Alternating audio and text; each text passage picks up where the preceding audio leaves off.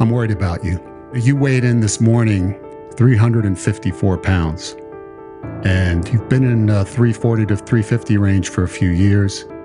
You're pushing 50 years of age. I'm just very concerned that something major is going to happen, and it could be fatal. You're actually seizing control of your life by being here and making a commitment to follow a weight loss plan that's going to get you to where you need to be. I guess I dropped 6 pounds. 6.5 pounds. Come on, man. Don't cheat yourself here. You went from 354.6 to 348.1. I want to be done with 350s forever. There is cause for celebration, must I say. 340s, no more. Dude, we're in the 330s. You did it. Is it possible for him to enter the 320s? And he did it. 328.3. This week, you have lost a grand total 7.2 pounds in 7 days. That is over 1 pound a day. You got to 318.2, and now you got out of the 320s for good. And you're now 309.4, less than 10 pounds away from the first major goal that you've been talking about with me, to be under 300 pounds. I was there when you stepped on that scale and you're hoping for 299.9 or less. And you stepped on that scale and then you didn't weigh 299, you weighed 301.2. Ooh, you were not happy about that. Not happy at all, because it was not 299.9. He just weighed in this morning. He's hoping it's under 300, but he's not sure. I need to get under 300 pounds. He wants that number. He wants it bad.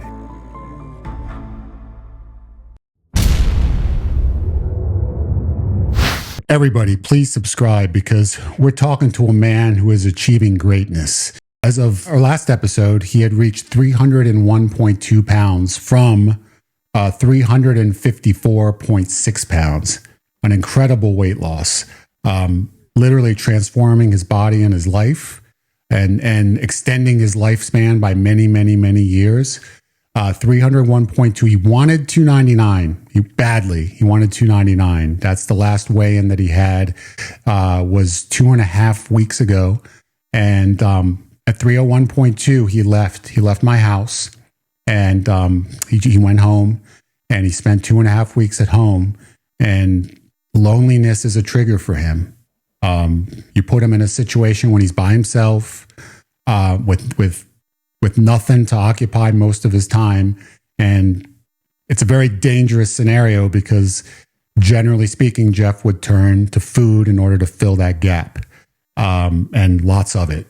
And it would end up adding many pounds to his body throughout that 2.5 week period. So he had not been by himself. He had not been in this kind of situation for quite some time. And to go home at 301.2, and then knowing he's got 2.5 weeks ahead of him, and he can make the most of it or he can make the worst of it. He had 2.5 weeks, and at 2.5 weeks, what did he choose to do? I guess the weigh-in is going to tell the story, because he weighed in when he came back. He just weighed in this morning. And of course, his goal was to be under 300, but it was all contingent upon what he did during that time. Did he earn his under 300 or not? And knowing what I know about Jeff, at least what I've known about Jeff for 30 years, I mean, it's not a guarantee that he did, because this new version of Jeff is new. Like, I don't have enough data to support this version of Jeff yet, but I'm starting to accumulate some, and I had hope, but no guarantees. Like, I don't know what's going to happen when he steps on that scale. He's hoping it's under 300, but he's not sure. So I'm excited. I'm outside the door. I'm waiting. He's there. He's by my scale, and I'm outside the door, because he decides to do this with every cheat code available, which is no articles of clothing on. And I would rather not be a part of that. So he's doing this by Thank you for himself, that. but he's giving me play by play. You know, I'm taking my clothes off, getting ready to step on the scale. And then he does. He steps on the scale. Here's some silence.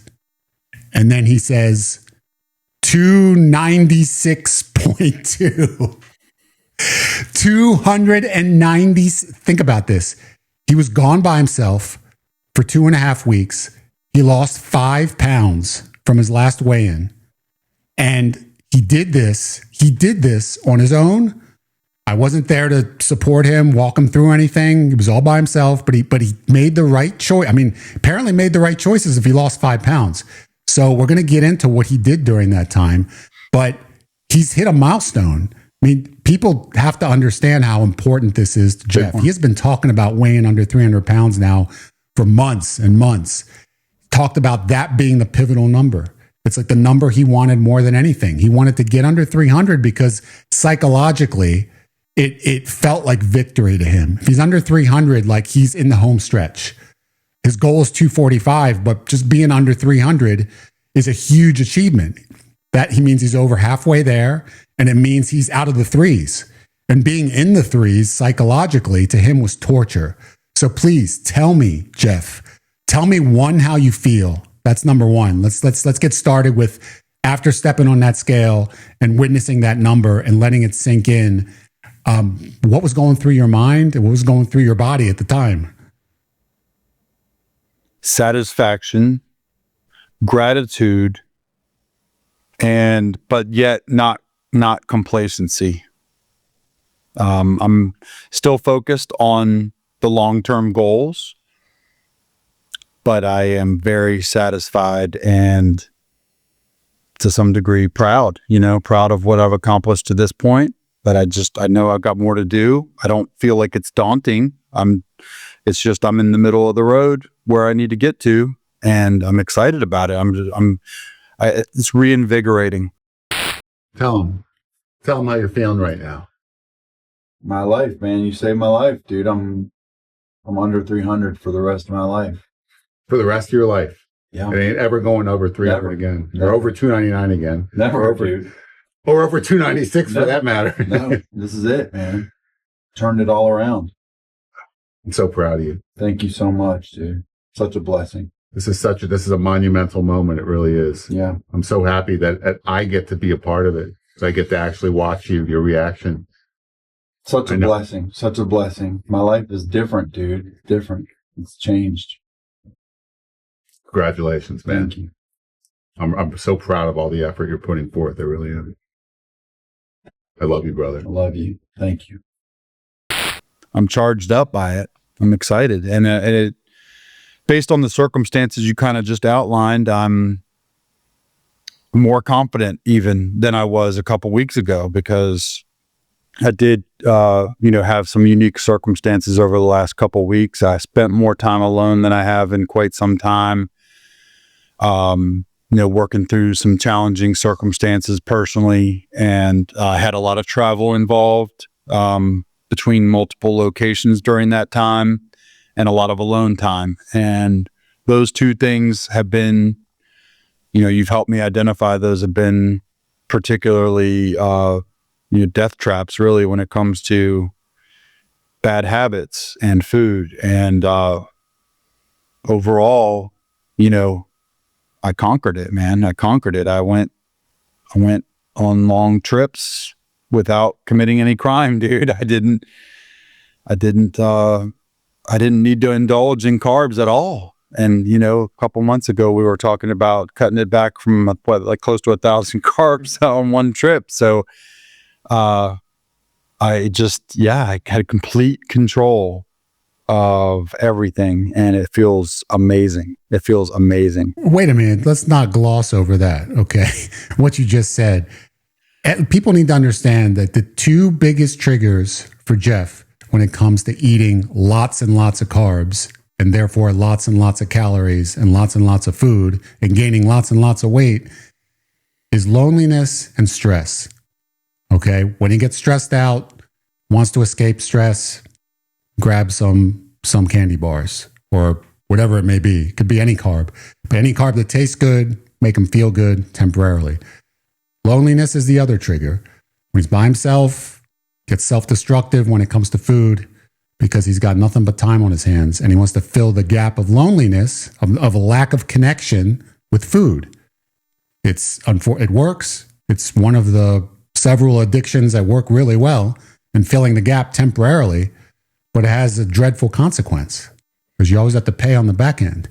So he's driving back to me. This is a 7 to 8 hour trip, okay, by himself. Every time he's been in a truck or car or any vehicle, and he's driving a long distance or any distance for that matter, he's got snacks with him because that's something he's done from when he was young. A road trip's fun. What do we do when we have fun? We eat snacks. We eat food because that amplifies the fun. So it's a habit that he's had going back to when he was a kid. But in addition to making it fun, makes it less lonely. I got something to occupy myself with on a trip. I'm not by myself. I have something, I'm not talking to it, but I'm eating it. And it substitutes for talking. It substitutes for the connection that I feel temporarily that I would feel if someone were with me and we were having a good time together. So he's been doing this his entire life. He drove back here for 7 to 8 hour trip by himself and ate no carbs that entire time. And prior to, is it correct? How did you handle, you ate a meal somewhere in between there. Was it before you left or halfway through or how? Yeah. This trip back, I stopped about 3 hours into the 8 or 9 hour drive total, with the stops and everything. I said closer to 9 hours. 3 hours or so in, I stopped for one meal for the day, and it was all protein and fat. It was basically a breakfast meal, no carbs. Cracker Barrel, correct?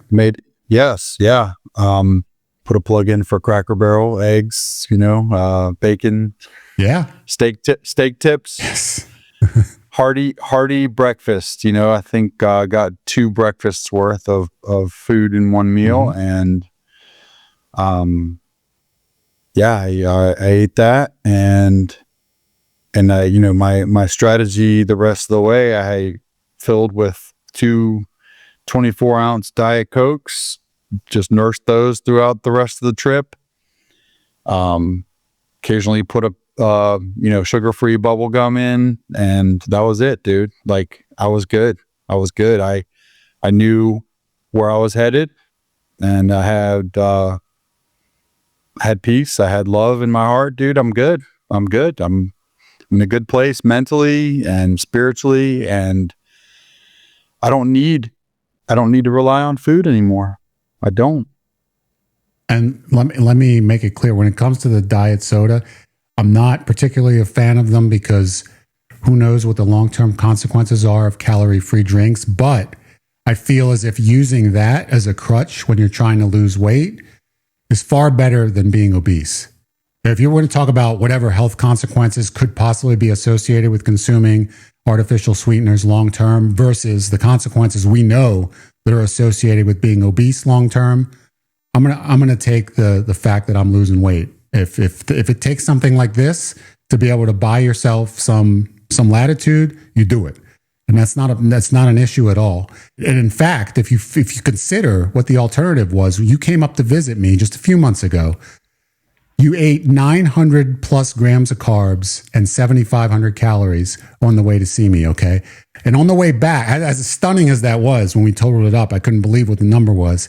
But on the way back home, before you left, I was like, hey, what do you consumed quite a bit of food on the way here. I mean, can we agree that it was somewhat outlandish what you did?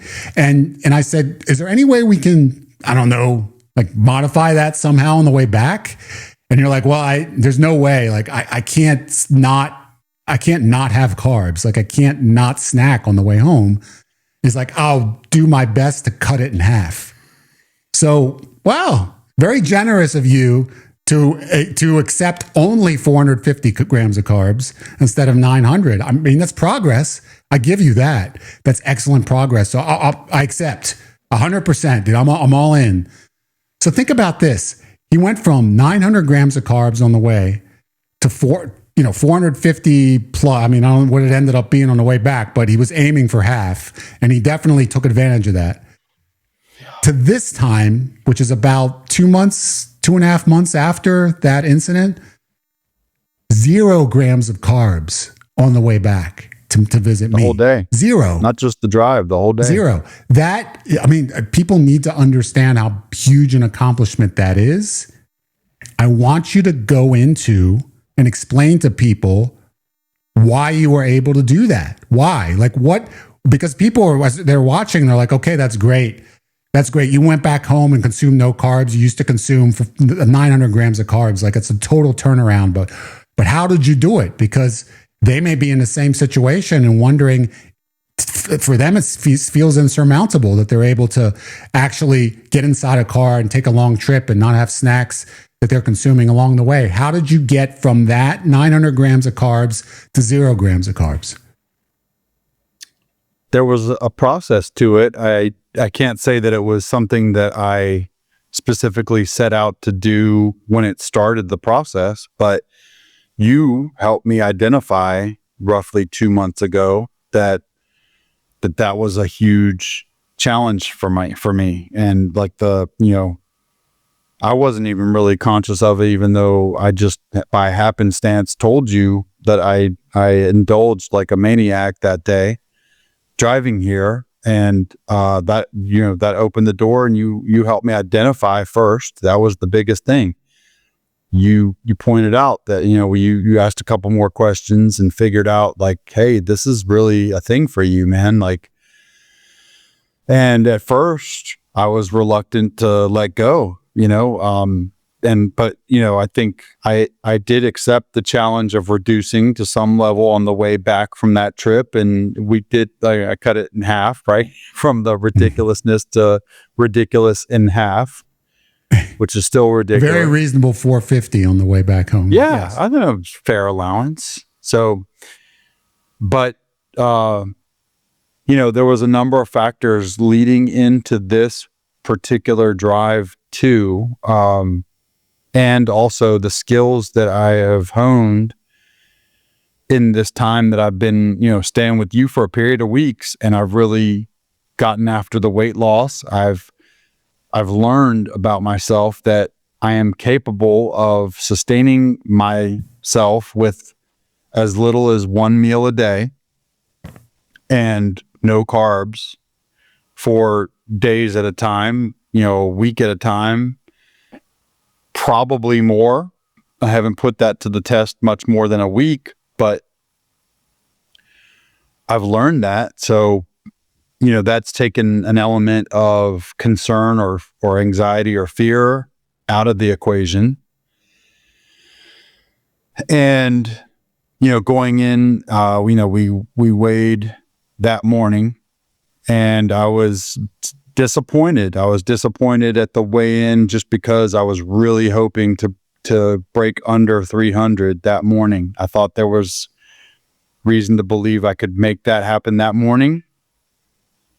And so mentally going in, in the days before, I was envisioning, being right under 300, and you're going to need to be prepared to continue this. Don't eat a carb that day, because if you get under 300, you're never going back. Literally never going back. I'm not going to eat one M&M, dude, to put me over the top. Once I get under 300, it's not going to happen. And so I was mentally gearing up for that for a couple days. And then, but then, the twist of the story was I weighed in at 301 something. 301.2. So there was, weight loss, a relatively significant fat loss that week. I think it was 3 pounds or so, 3.4 pounds that week. Yeah. So, and initially I had to fight the original instinct was disappointment of not making a specific number, not making a goal that was quite lofty, that, was just kind of arbitrary, 5 pounds, right? Like if I get 5 pounds, I'll get, I'll get to this goal, or roughly 5 pounds, I'll get to this number. And I had to process that. You had something to take care of yourself, and I had about an hour to process alone. And, through all of this time that we've been working on this project together, you have instilled and you've changed my mentality and my psyche to the point where my reaction wasn't emotional. It was more thoughtful, and I was able to think through things, not just go straight raiding for the cupboard and looking for the best junk food available. There's stuff around, that I could have got into, you know what I mean? But that wasn't the answer. I know it's not the answer. I know that's going to make me feel worse if I do that now. And, cause I'm living in the front part of my brain, not the subconscious. So I just thought about it, and ultimately after a good, hour, I was like, look, I lost 3.5 pounds of fat this week, dude. This is a good thing. This is a really good thing. And while you may not have gotten where you hoped exactly this week, it's still a big, big victory. And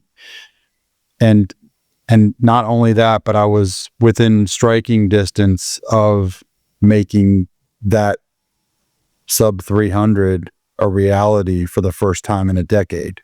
So, in my previous life, weeks ago, months ago, a setback like that, what I would have perceived as a setback would have,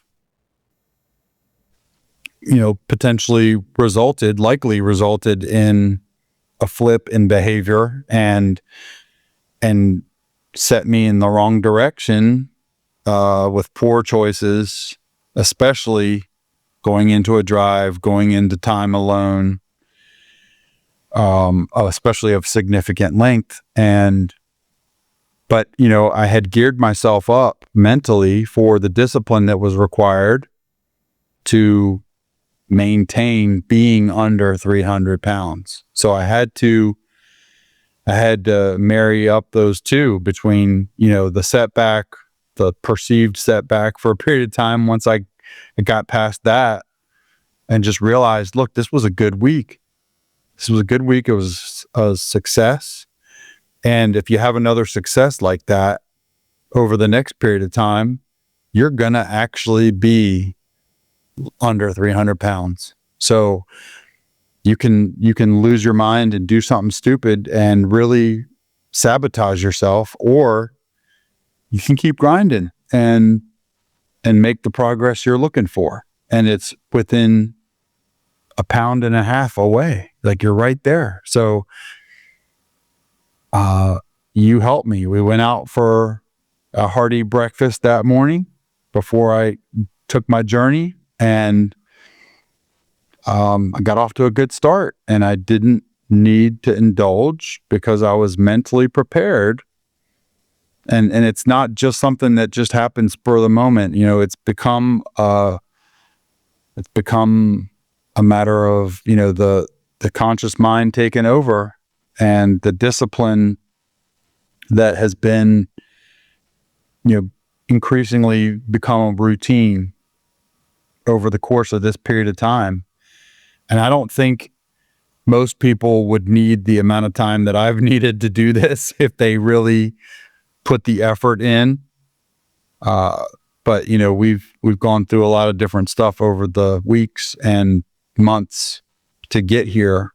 I don't think everybody would have to go through this much time, but I'm blessed, man. I was able to, stay focused. I wanted that result.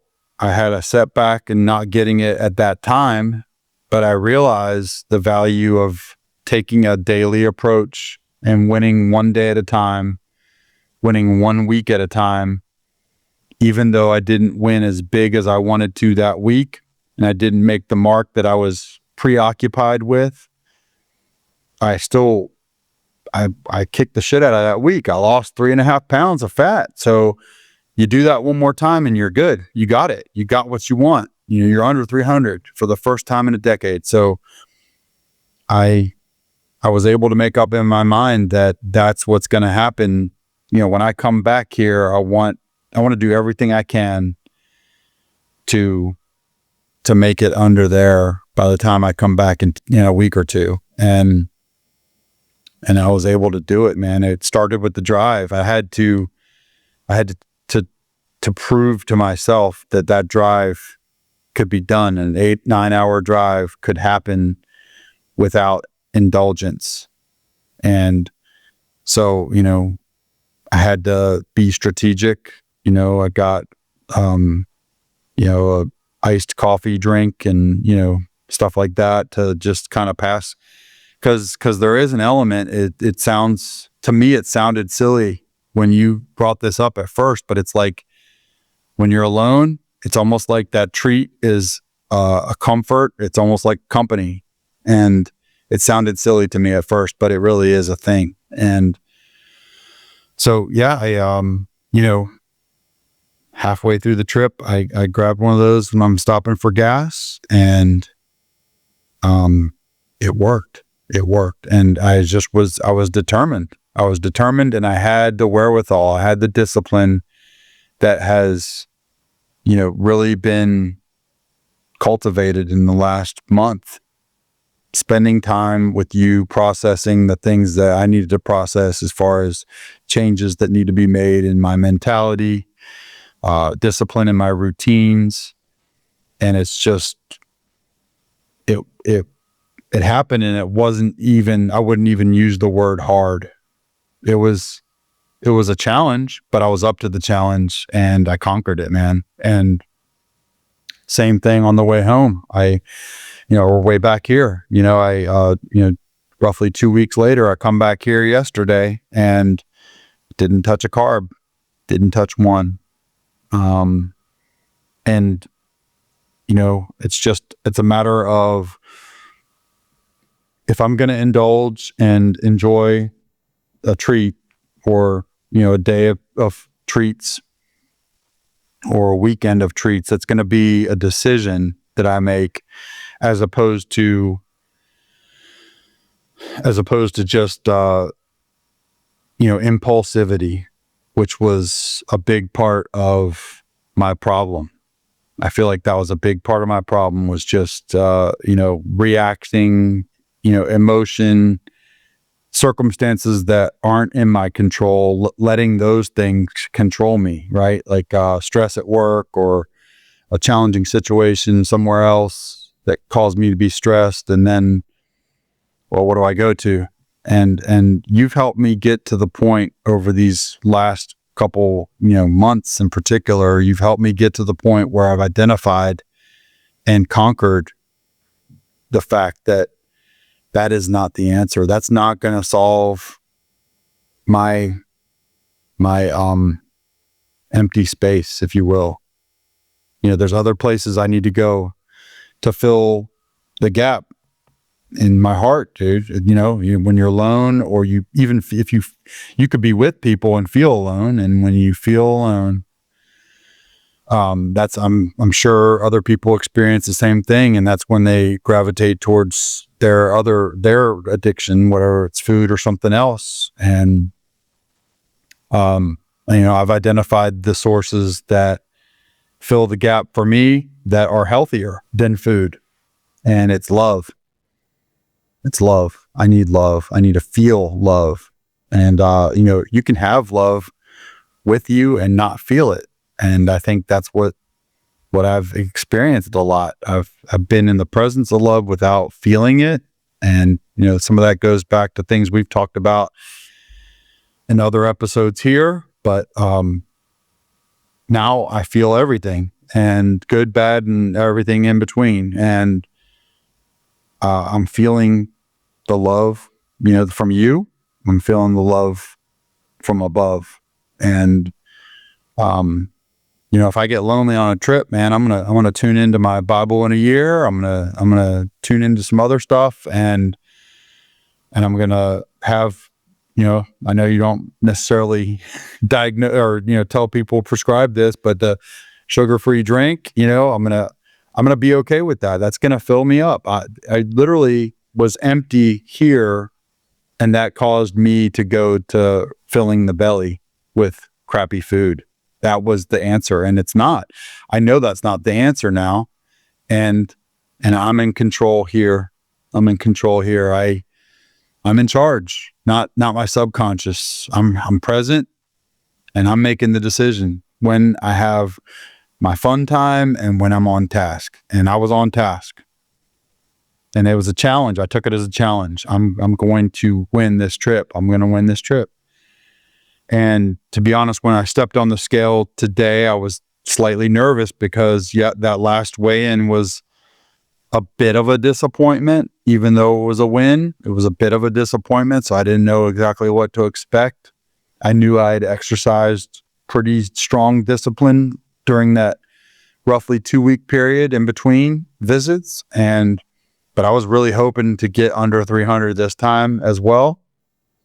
And I exceeded my expectations. I was really excited to step on that scale today and be well into the 290s, man. I'm really excited. In other episodes, we've talked about Jeff's relationship, his marriage, which is currently separated. And please subscribe, and you can check out all those videos here and be able to update yourself as to the other aspect of Jeff's life. But the loneliness that he speaks of and the love and how important that is to him, it's became apparent that, in his marriage, he made a lot of mistakes.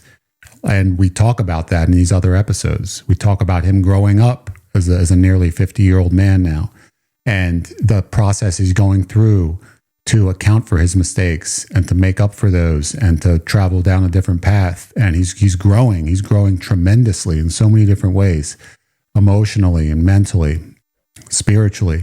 But he did not feel loved in his relationship. And there was something that wasn't there. And there was mistakes he was making that was fueling that.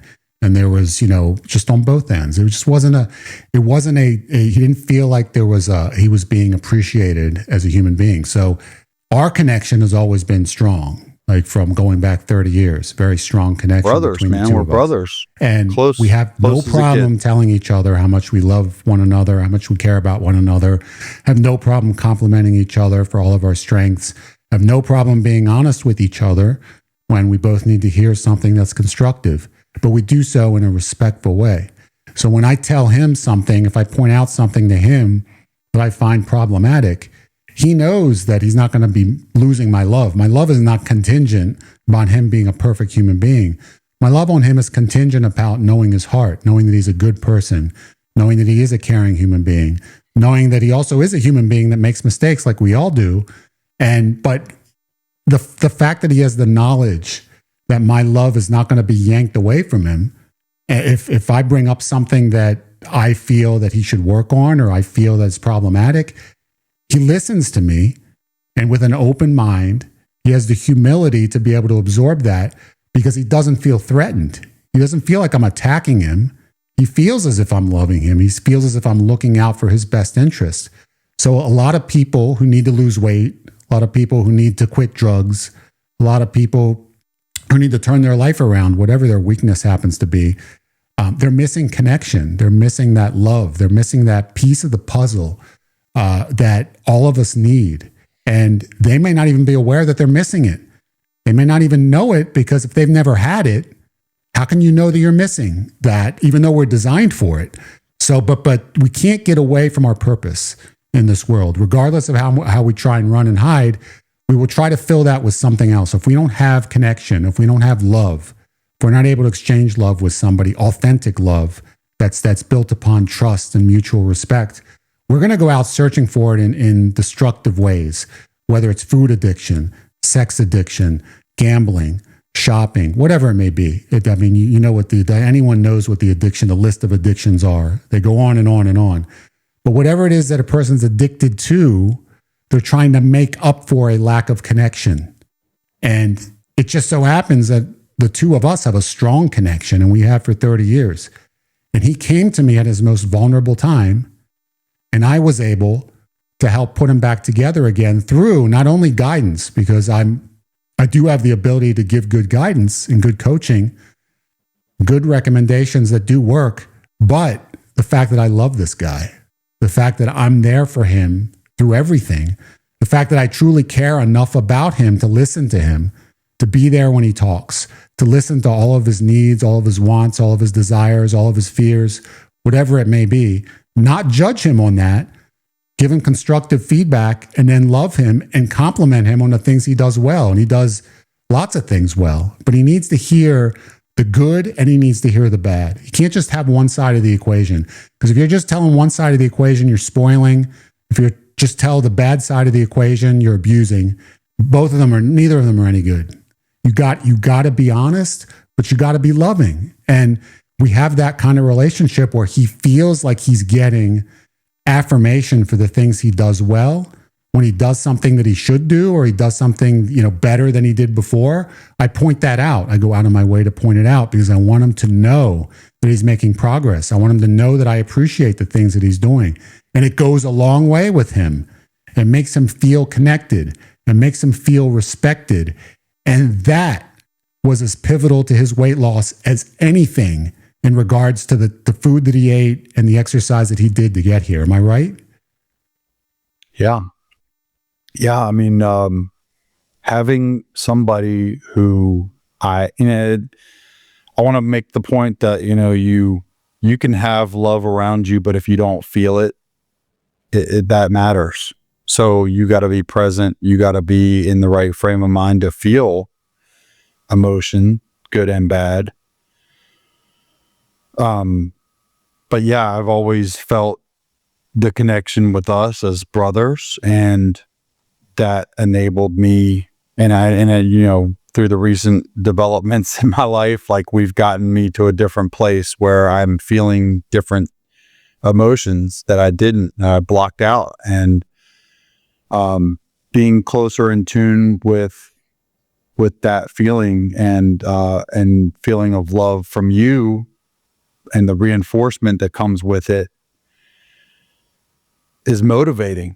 It's motivating, like the positive affirmation of results and the work ethic that I've put in to losing weight.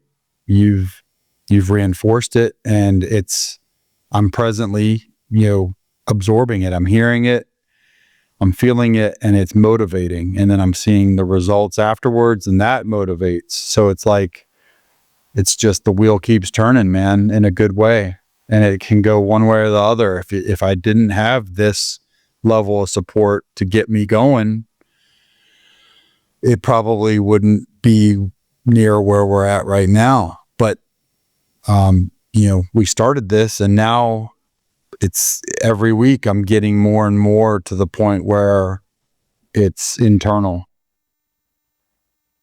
If anybody watching this is in a situation where they're pointing out other people's flaws, but never pointing out their successes and strengths, you need to put as much effort, or even more effort, into pointing out somebody for the positive they bring to the world as opposed to the negative. You need to make sure to balance out that equation at the very least, because you're not doing a good service to somebody if all you're doing is criticizing the mistakes that they make and not pointing out the successes and achievements.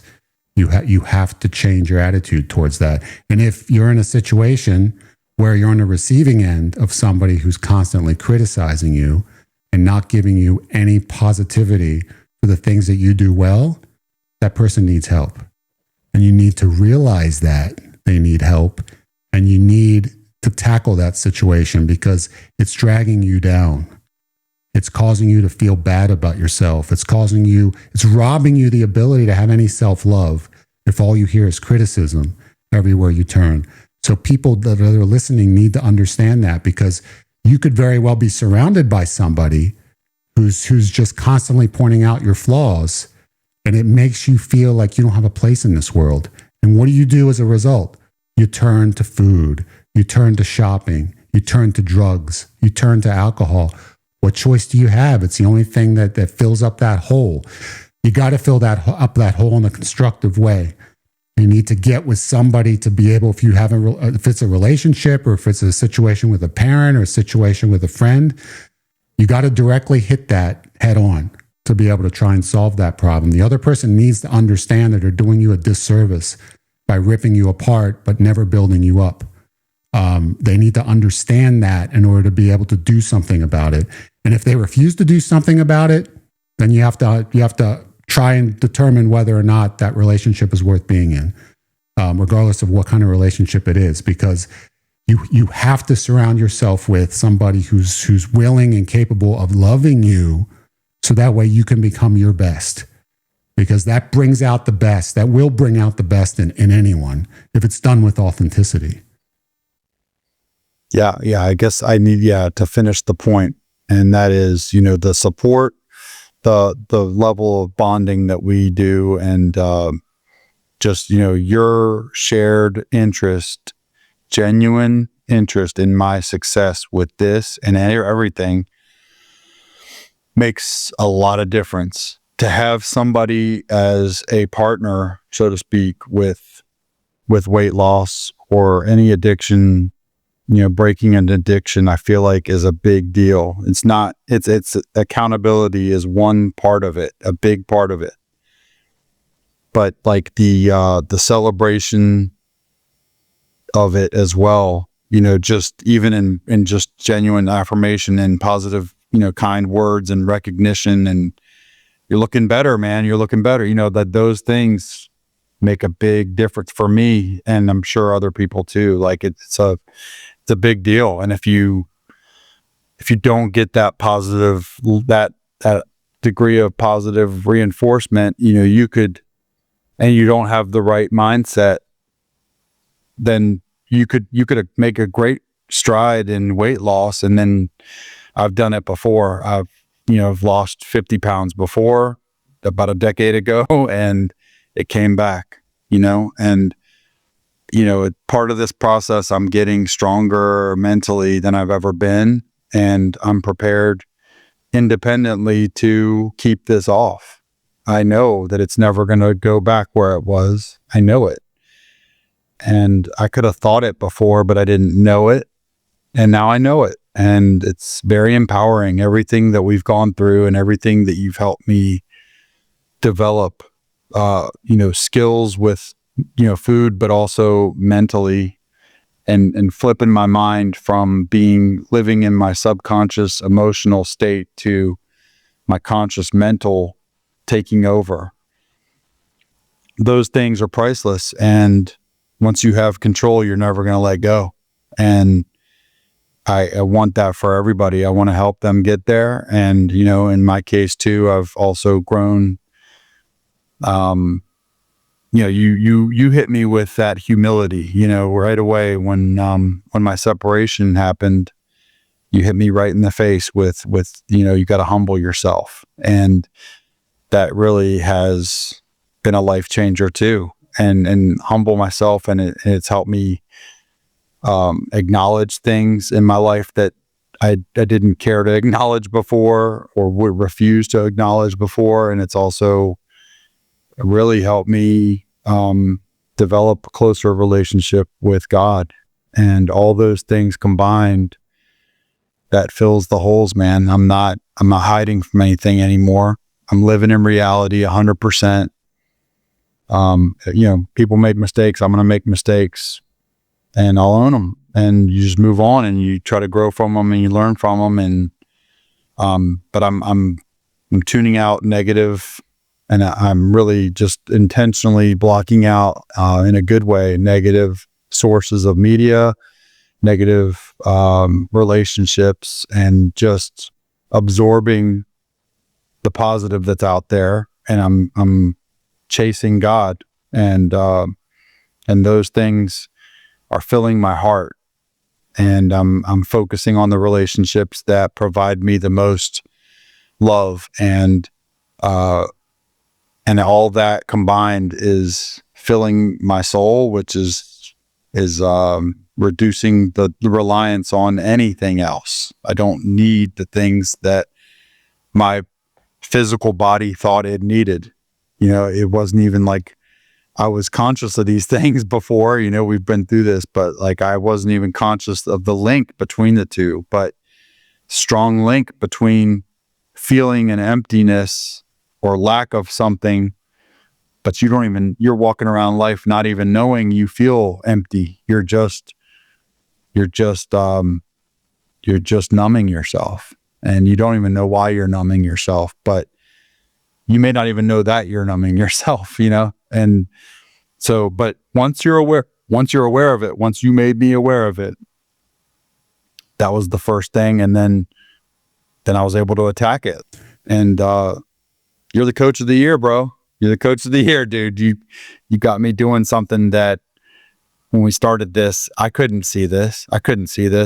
And it's been, a little less than a year when we started this journey, and we've uncovered things through multiple challenges beyond weight loss that are going to be absolutely life-changing. They already are life-changing, and it's going to make the quality of my life the rest of the way.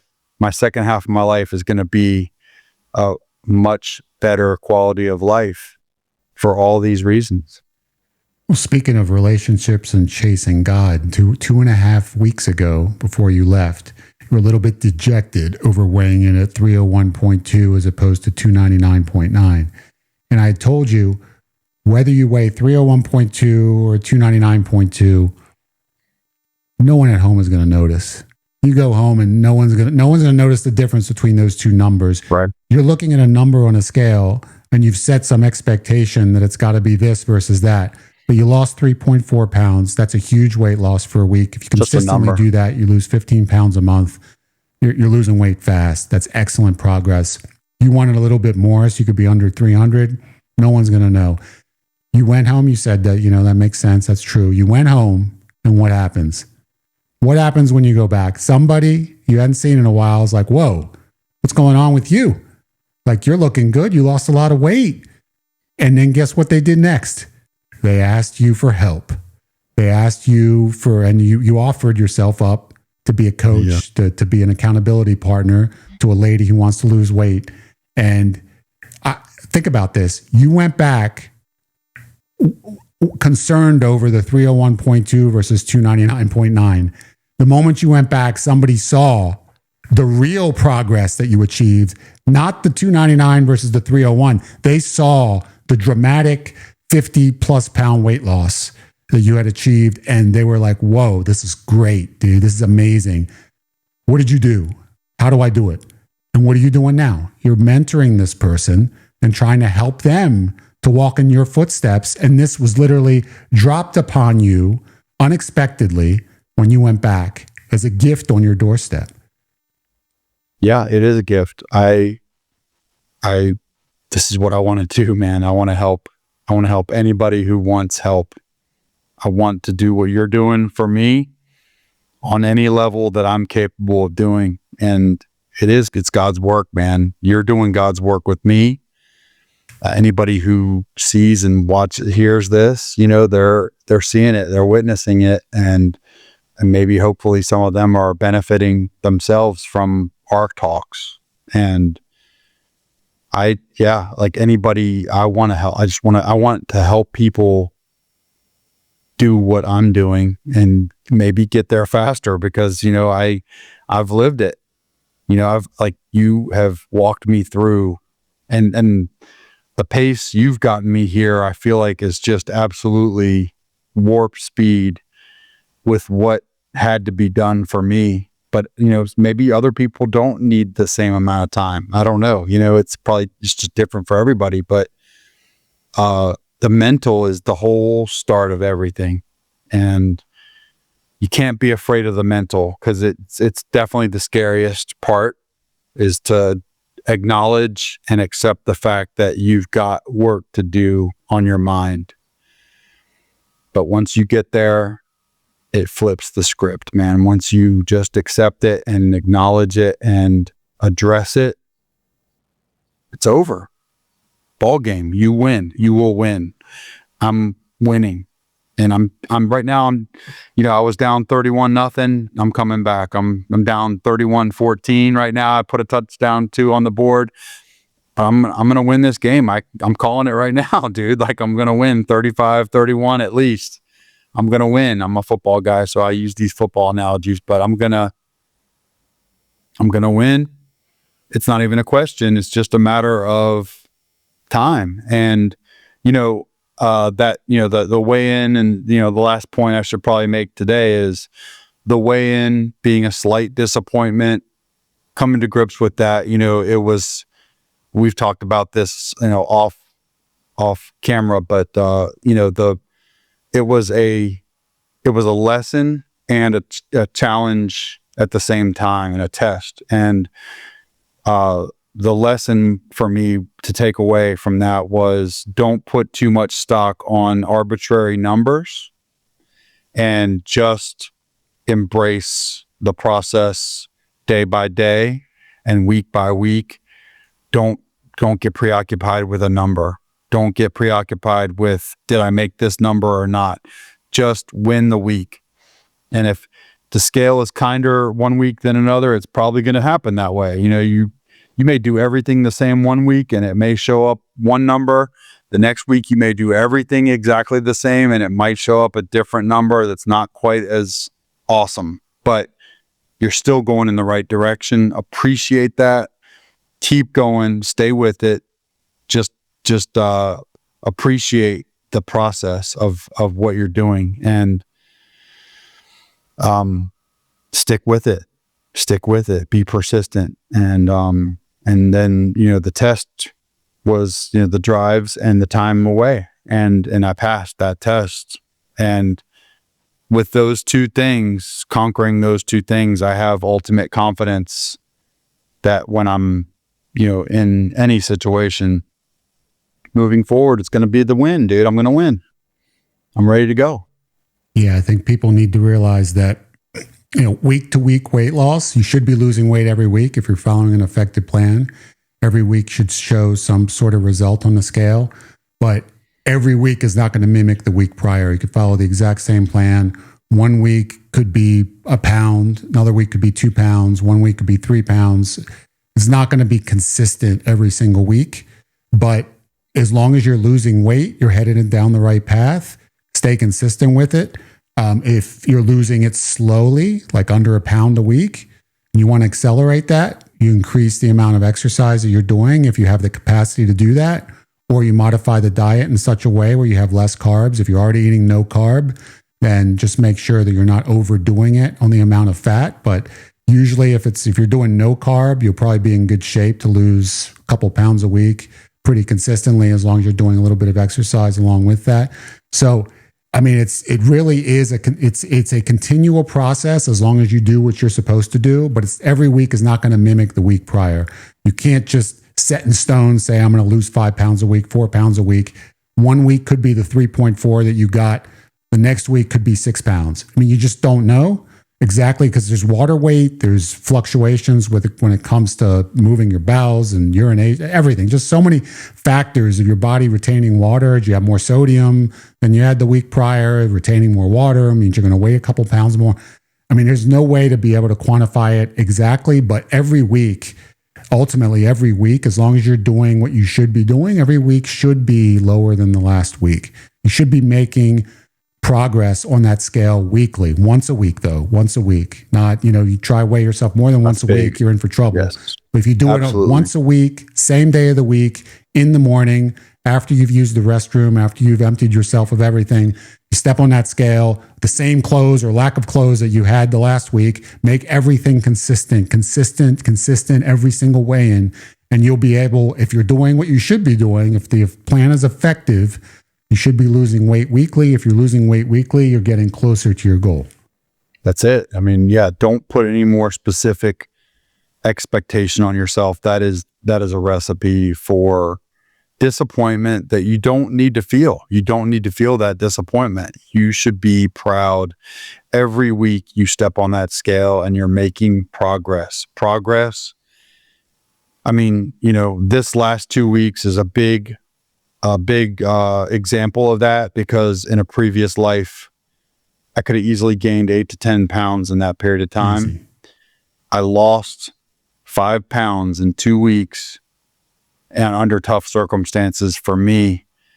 That's a 13 to 15 pound swing, really, if you look at it that way. I could have gained 10 or lost 5 just by simple behavior and mentality. And damn, it feels good to be on the losing 5 pound side. It really does. Like, I'm not worried that I didn't lose 7 or 10.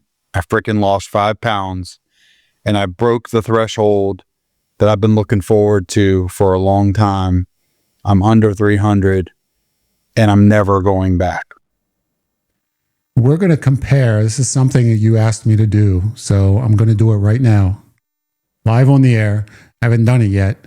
I'm trying to prepare myself for it as you speak, but I'm going to total up the number of weeks that you spent in the 320s and 330s versus the amount of weeks you spent from 300 to 319. So 300 to 319 compared to 320 to 339. Okay, so 320 to 339 first, all right? I'm going to count you right here. This is live. I don't know what the numbers are.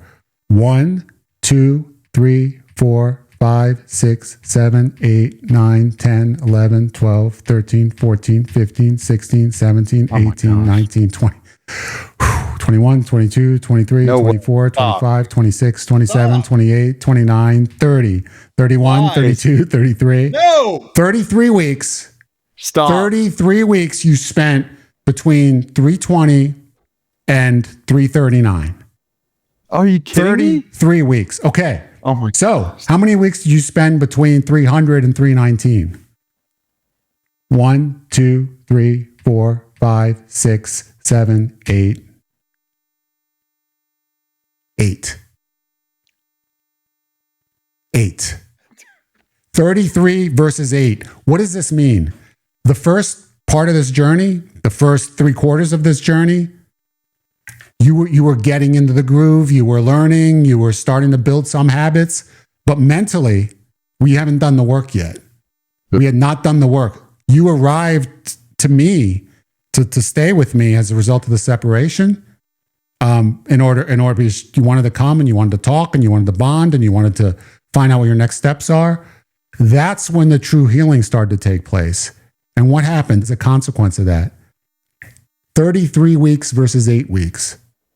33 versus 8. That's astounding. Incredible. That just shows you the difference. Once you do the work up here, once you start doing the mental work, it translates into the way that you look, into the way that you feel. Everything changes. And that's just proof of it, because these are the numbers. And the numbers are just a stark contrast between before we started got together following the separation to now. Total transformation in the amount of the speed of weight loss and the amount that you've achieved in a short period of time. I asked you to look at that, and I was thinking it would probably be like twice as long. Yeah. But that's absolutely out of control, man. That's almost, 4 times, 3 times? Yeah, it's 4 8 times. to 33, so 8, 16, 20. It's 4 times. That's ridiculous, man. I did not know that. That's insane. I mean, you were stuck in the 330s and 320s vacillating because mentally, right, you just weren't there yet. Like you were doing enough to lose weight gradually, but then you got stuck, stress hit, you got things happening, and you kind of just started to get stuck between a 10-pound range, 15-pound range. And then you broke through that. We got together and then hit the accelerator pedal, because at that point in time, once we got together and we really started talking about things, we dug deep, because after the separation, you had to start digging into what made you tick. It wasn't just weight loss anymore. It was let's get deep into what's going on in your mind. That's compelling you to behave in certain ways outside of the way that you just eat. But it ended up spilling over into this. Like that ended up causing this to become more effective than it ever was by 400%. Yeah. Which is incredible. It really is. And then there's no turning back, man. Once you once you got me to cross that threshold, it's over. It's over, man. I'm good.